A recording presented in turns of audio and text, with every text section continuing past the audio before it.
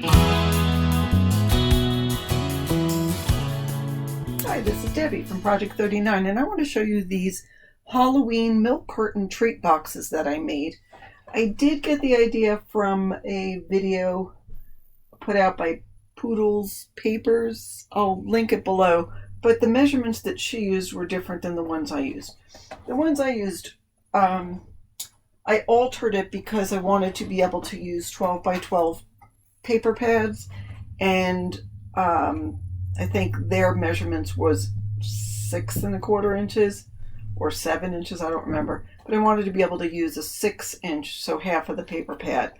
So that makes the whole box, top to bottom, just over 3 inches. But the difference is this part of the box on the one I made is 1.5 inches, and I think on hers it's 2 inches. So if you need more space on yours, then do it the larger size. I figured if we're going to fill this up with candy, that's enough space to put in little candy. So I also did a couple of different things. This is just using plain decorative paper. But if you didn't want to use decorative paper because sometimes your paper may crack, then you can use cardstock and glue on it's 1¼ by 2¼ inch pieces onto the box. So it just fits like that. So I had, this is ready to be put together, but that's putting the paper on it. And it looks cute when it's done. Now I added, here is a piece of ribbon with a sentiment that was from a Stampin' Up kit that I got last year. This one I just put the ribbon on without anything. And then another option you could do is use a clothespin just to hold it.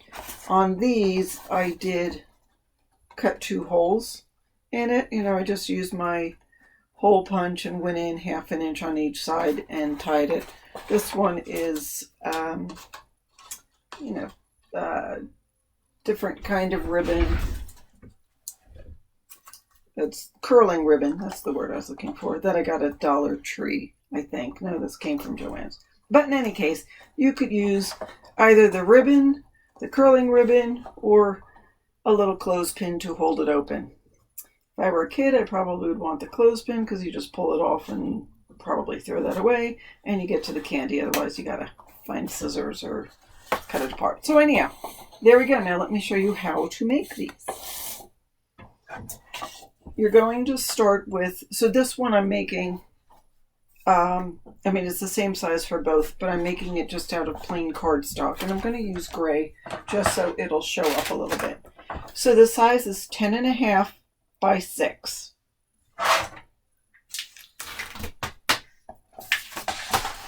So now we take the paper and put the long side at the top and score at 2½, 5, 7½, and 10.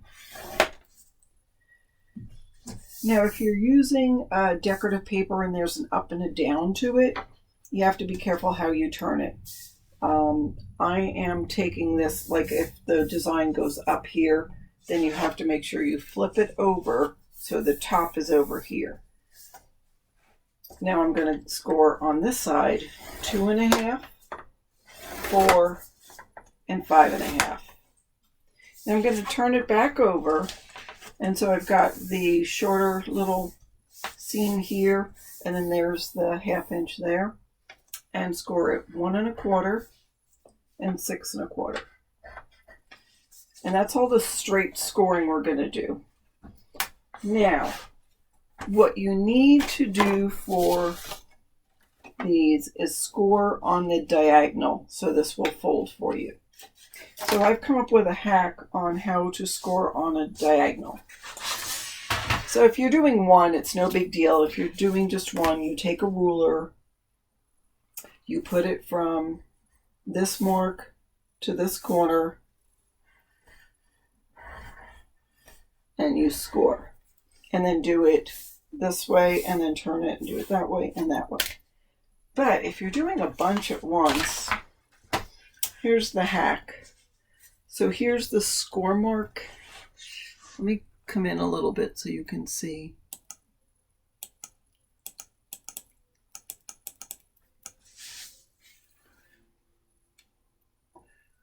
All right, can you see the score mark here? I used gray as opposed to black because usually it shows up a little bit. And I am putting it at the corner here.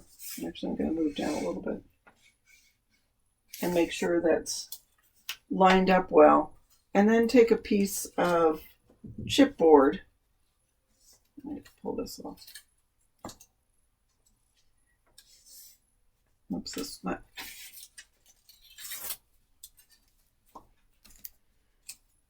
Then you'll take a piece of chipboard and line it up to the edge of this once you know that this is straight here on the corner.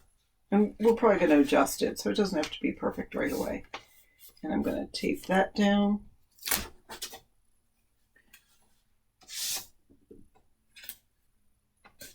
And tape that down.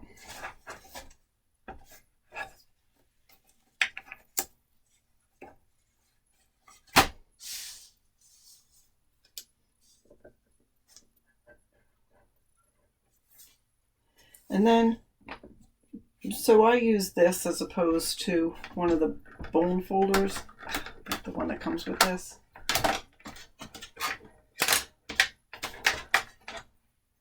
Because I want a point. You can use a stylus such as this as well.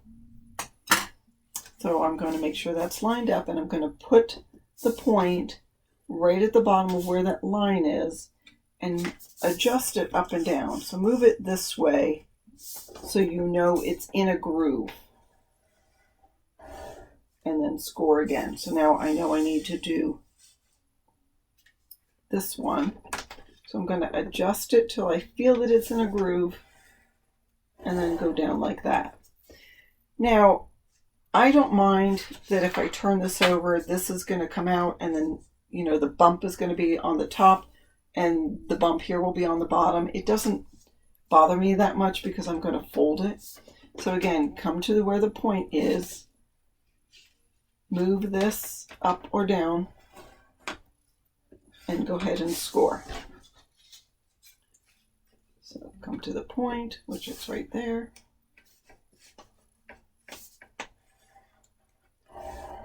And you will get a perfect line every time. I also did take a piece of tape and put it here.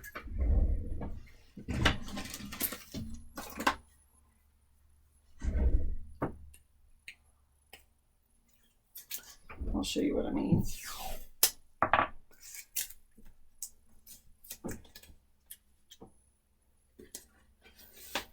Push it up, push it against the edge here, and then push it down. So that way you can put your piece right here. Okay, so that's a great hack. Anytime you have to do any diagonals that you want to be straight, because, you know, unless you have a softer pad, when you do it this way, it's hard to get it down. Okay, now that we've done that, now I'm going to take this and fold the diagonals a little bit, just crease them a little. And now take a bone folder and fold your folds. So that'll go like that. That'll go like that. Now this one, this little piece on top, I'm going to fold up because that's how it's going to end up. And then fold that and score. Fold there and score. And this one can get scored in. Okay, so now we've got it all scored and burnished. Now we're going to take some scissors and trim a little bit. So we're going to trim this little piece and a corner off of this piece. I don't know if you saw that.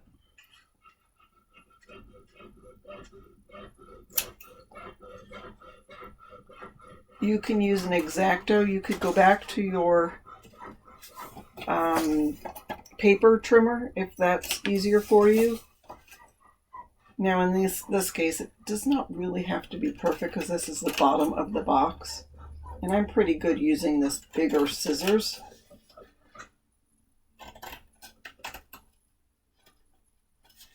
If you were to use a small pair of scissors, you're going to be going like this, and it may not be as straight. So if you have a large pair of scissors, now's the time to grab them. And now, if you were using the cardstock and adding the decorative paper, now would be the time to glue the paper. And you only really have to glue it onto those 4 pieces. And again, the paper you're going to have is going to be 1 1/4 by 2 1/4. So you only need 4, but you could put 2 more here. See, in this case, I put 1 there and 1 there. You don't have to, because especially if you put something on top that's rather large, you might not see it, but whatever you want to do. So now it's time to fold. And the way I'm going to do this is I'm going to fold that piece in. I'm going to grab my ATG. Now you could use something stronger. You could use score tape, or you could use glue. In this case, I'm going to use ATG and glue. And my theory on that is the ATG will hold while the glue is drying. And it's double strong. So I fold this in that way and fold in that like that. And burnish. And then take 1, 2, 3, 4, and add some glue on the inside of here. And then you're going to fold this. So when you fold it, this part's going to want to fold in. So I try to put my finger there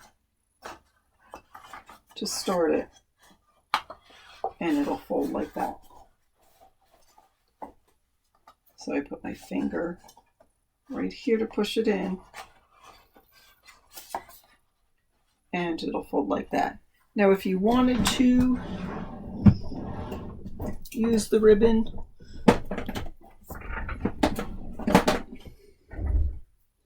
so I'm going to use the larger hole, and I have this at 1/2 inch. So I'm going to close up the box, make sure it's even, and try to center that and go in 1/2 inch there.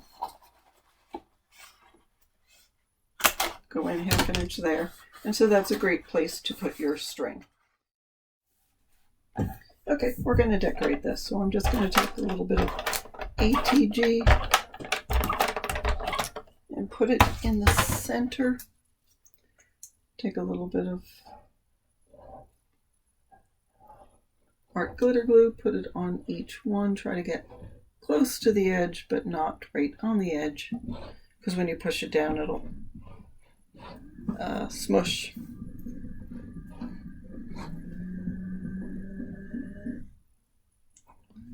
And you don't want it to make a mess. All right, so that'll go there.